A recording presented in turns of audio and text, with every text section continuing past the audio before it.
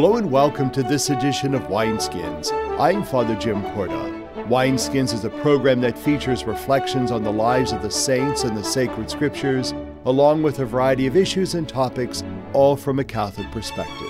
Wineskins is brought to you through the annual Bishop's Appeal, the Catholic Communication Campaign, and St. Paul's Catholic Books and Gifts, a division of the Society of St. Paul.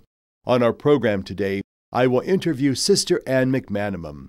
We will also hear more information on St. Mary Magdalene, and today, as the Church celebrates the 16th Sunday in Ordinary Time, we will get a deeper insight into those particular Sunday readings. That and more on Wineskins.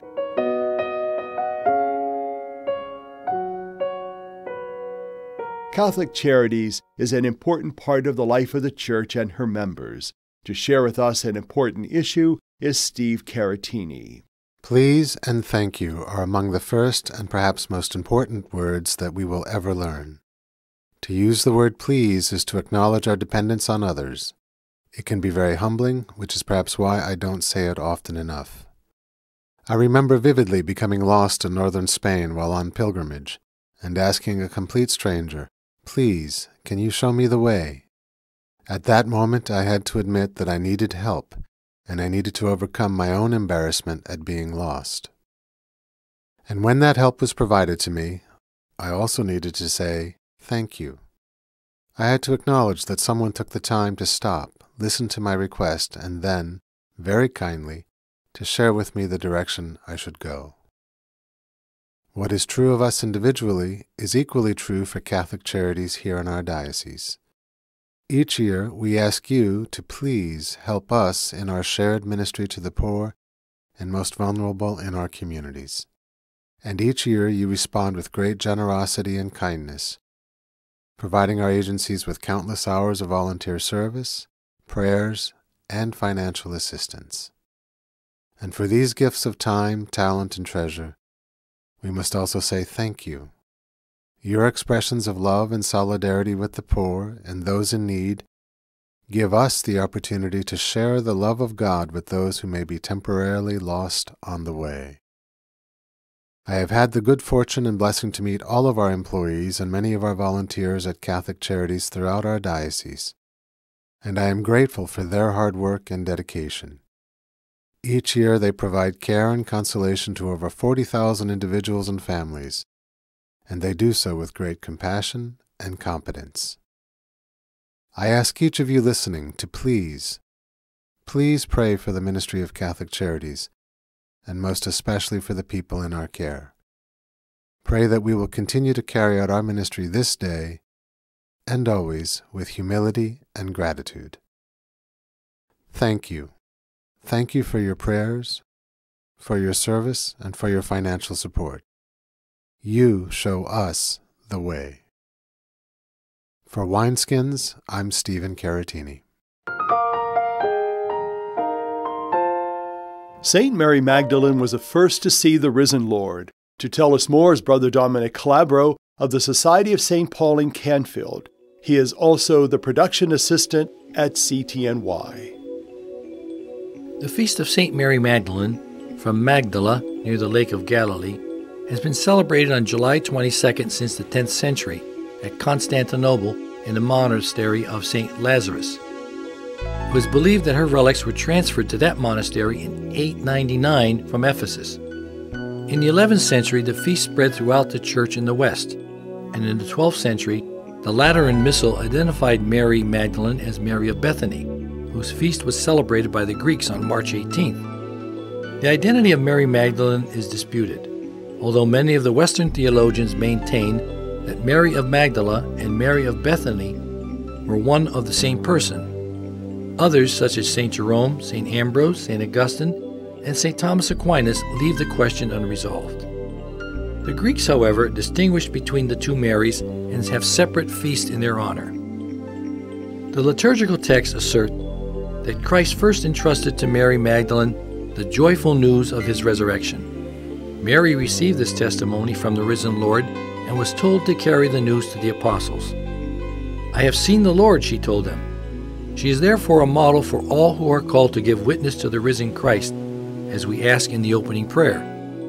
May we proclaim Christ as our living Lord. In the prayer over the gifts and the prayer after communion, there is another theme, loving worship and her faithful love that kept her close to Christ. St. Gregory the Great says, though the disciples had left the tomb, she remained. She was still seeking one she had not found, and while she sought, she wept. Burning with the fire of love, she longed for him who she thought had been taken away.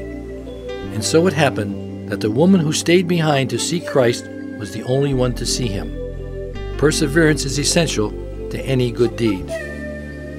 In the Gospel according to St. John, we read that Mary Magdalene was so distraught that she did not even recognize the risen Lord when he stood before her. Mary Magdalene, who had been liberated from 7 devils, became such a faithful follower of Christ that her name is placed first in the list of women who accompanied Jesus. And even on Calvary, the faithful Mary Magdalene took her stand beneath the cross. According to Eastern tradition, after Pentecost, Mary Magdalene accompanied the Blessed Virgin Mary and John to Ephesus, where she died and was buried. The example of St. Mary Magdalene's ardent love for Christ, her courageous stance on Calvary, and her profession of faith in the risen Lord are relevant for us also, who have not yet fully understood the Scriptures. For Wineskins, I'm Brother Dominic Calabro. I'm talking with Sister Ann McManamon. Sister, you've shared with us many of the ministries, in particular education and healthcare, that the Humility of Mary Sisters have been involved with over these many years. One ministry that you're intimately involved with that we'd like to talk about, which is really a celebration, I think, of our diocesan church being involved in that, is the Dorothy Day House. Tell us about that. Good question. It's perfect. Dorothy Day House is 9 years old as of November of this year, and so we're looking forward to some type of an appropriate celebration of 10 years. The Dorothy Day House reflects who Dorothy Day is and whether or not there will be a canonization. Do not know that, but there is a desire split down the middle, because her feeling always was that Don't Call Me a Saint, a famous book that she has about herself, is an indication of her belief that we're all called to sanctity. And that if you place one person on a pedestal, you're going to lose a lot of other people. You're going to be in trouble. Dorothy Day House is about one of 240 right now, and they spread over the United States, and they're also in Europe. The Dorothy Day House always has 2 major goals. One is a type of charity or love that compares with nothing else you've ever known. And so, how do you do that? In our case, that's a meal in the evening. We're the only ones in the diocese or in the Youngstown area that offers dinner at night. We're the only ones who use silver that gets stolen every other week. We're the only ones that uses china and glasses. And that's very elevating. And that's very much a sign of your trust and your love, even though I kill them when they steal them. But still, it is a beautiful thing. So we do have that meal at night, and we do, toward the end of a month, we would be usually taking in about 100. The other side of the dinner is the garden, and that was always a belief on Peter Morin's part, as well as Dorothy's, that if you didn't have a farm or a garden, and the person who was in trouble didn't get down and put their hands in the dirt, they wouldn't begin to know what real life is about. So that is ours too. We have a beautiful garden, and we're right on Belmont Avenue, which is the center of downtown. No matter how much is developed down there, it's good that we're sitting in the middle of the undeveloped. And that's true. That's a truth no matter which way. The other thing I would have to say about a Dorothy Day House that's absolutely essential is, if you have great love and you have a sense of hospitality that overwhelms, you'll get a lot of people in there, but a lot of people that have terrible needs, a terrible variety of needs. And so it's your job, if you're organizing and pulling a Dorothy Day together, to make sure that the other side of the coin is, are you dealing with some unmet injustice that's in your area or in the world?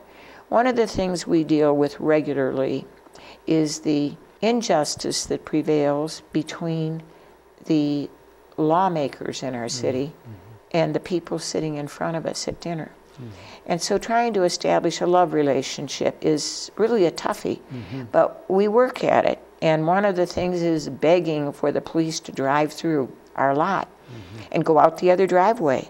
Just, you don't even have to stop, just do it. But more importantly, like, we put on a big picnic every year, and we're doing that, I think, the 16th or 17th of August. And we invite all of the city lawmakers, but most importantly, the police in the city. Getting them to sit down is a hard job. Sure. But if they sit down and break bread, they are halfway there with all of our people. And once in a while, you've got some people that do that. But I have a question as to how that happens. What injustices do we try to deal with? As a house, we've worked very hard for 3 years on trafficking. And we have at least 9 people prepared through the Cleveland office to go out and really present to people what trafficking really is, and why are we number 4 in the United States for trafficking? How is this happening?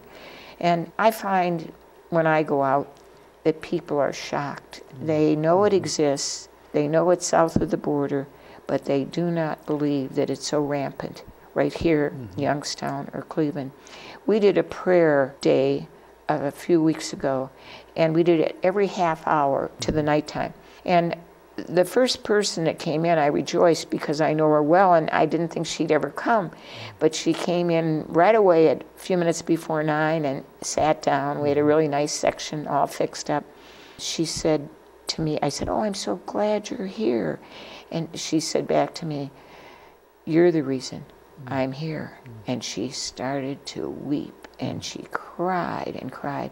And so her life has been the worst of the trafficking type syndrome.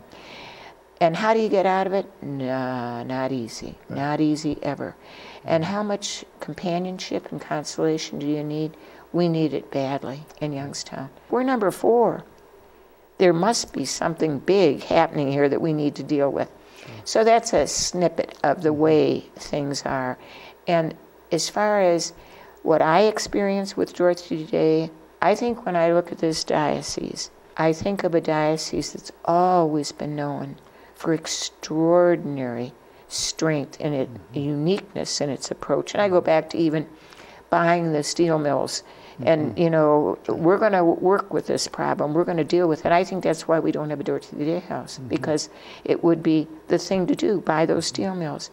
But what I find now is that the interest on the part of the priests of the diocese, on the part of the parishes, on the part of the people in general is overwhelming.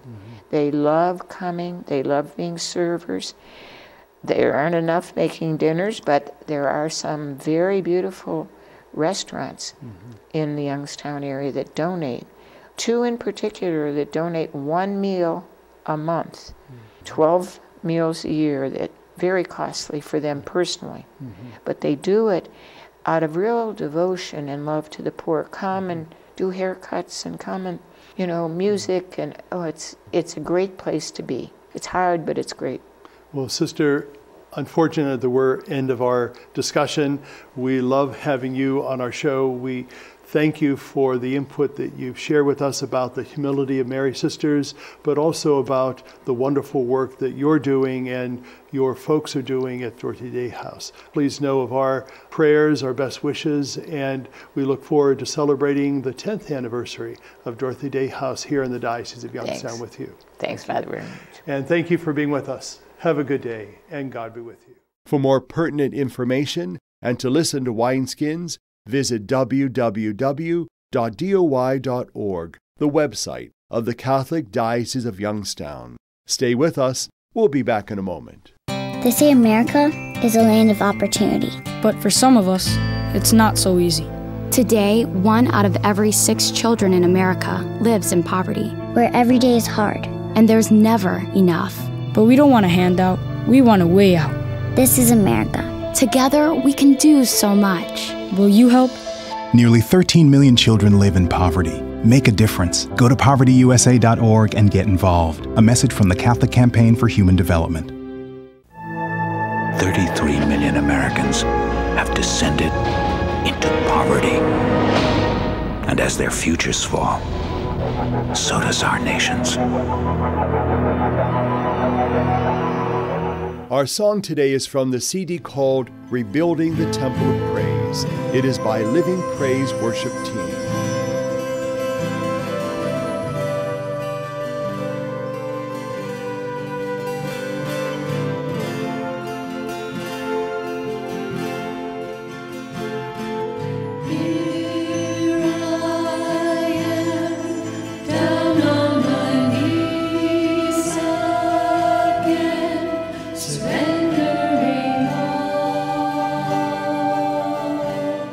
Surrendering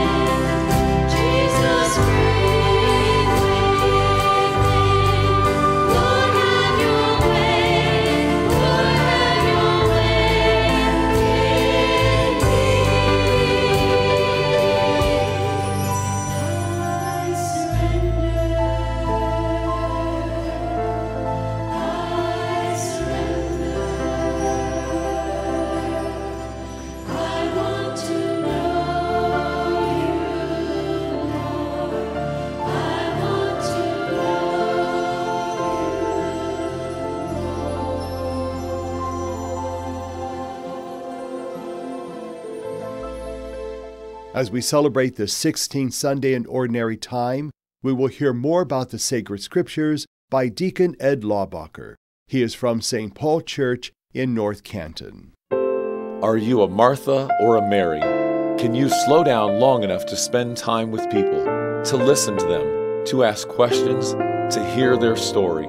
Or do you always seem to be on the move, always solving the next problem, accomplishing the next task, marking items off the checklist? Many years ago, the country music group Alabama recorded a song titled, "I'm in a Hurry." The lyrics that spoke to me were the following: I'm in a hurry to get things done. I rush and rush till life no fun. All I gotta do is live and die, but I'm in a hurry and don't know why. I know which one of these two women I am most like, and I don't like this characteristic about myself all the time. Oh, sometimes it is good. Someone has to get things accomplished. There are great needs in our world, and some people get more done than others. Blame it on my dad if you want. He taught me a good work ethic. He taught me sometimes you just have to keep getting tasks accomplished. My mom also was amazing with everything she could accomplish in a day.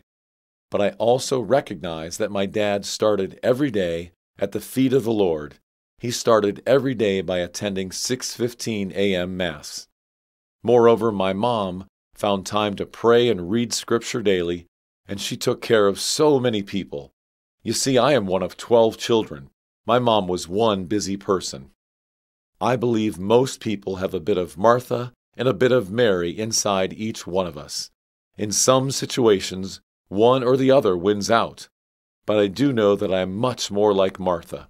Too often on the go, often keeping myself too busy to slow down and spend time with people. We are presented with two readings today that seem to focus on hospitality, that reveal an incredibly important visitor and how these visitors are treated. Our first reading from Genesis shows Abraham realizing that the Lord was present in his midst, in the physical presence of the messengers he had sent. Here, Abraham is completely focused on his guests, in making them comfortable and allowing them to rest and recover. He does all he can for these three individuals who are representing the Lord himself.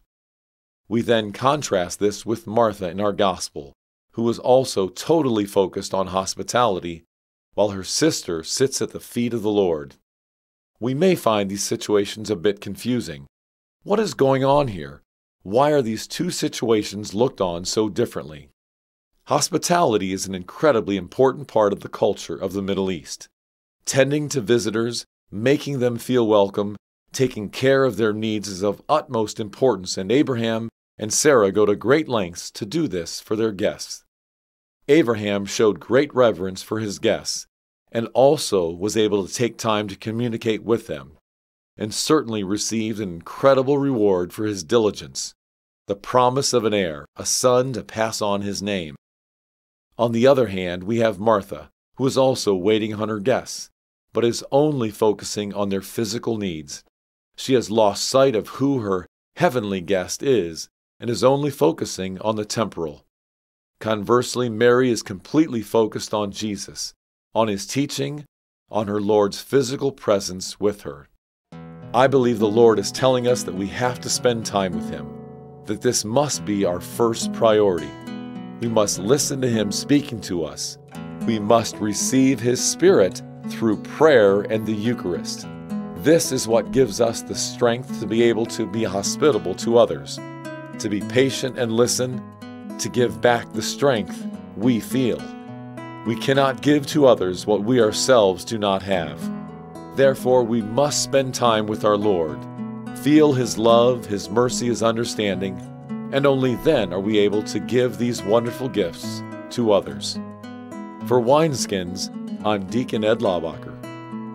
Who among us can look at the cross of Christ and complain about our lot in life? That one fact should make all the difference in the world. There really is no room for self-pity in the presence of the cross of Christ.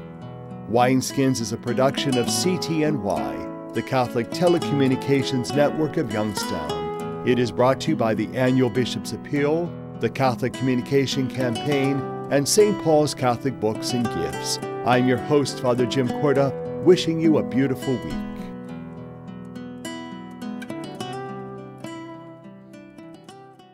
What have you done for your marriage today? I gave my wife a hug this morning. I told her I love her. I did her hair this morning. I think it looks pretty good. I cooked my husband's favorite breakfast. I bought her an orchid. What have I done for my marriage today? I sent my husband a love email. I read the newspaper to my wife, and it cracked her up. She's still laughing. What have you done for your marriage today? Make a change for the better. Need help? Go to foryourmarriage.org, a message from the Catholic Church. They say America is the land of opportunity, but for some, life isn't so easy. Right now in America, 1 in 6 children lives below the poverty line. That's nearly 13 million children of all races, all across our country. Where do you draw the line and get involved? You can make a difference in more ways than you think. Go to povertyusa.org today, because 1 in 6 children in poverty is one too many. A message from the Catholic Campaign for Human Development.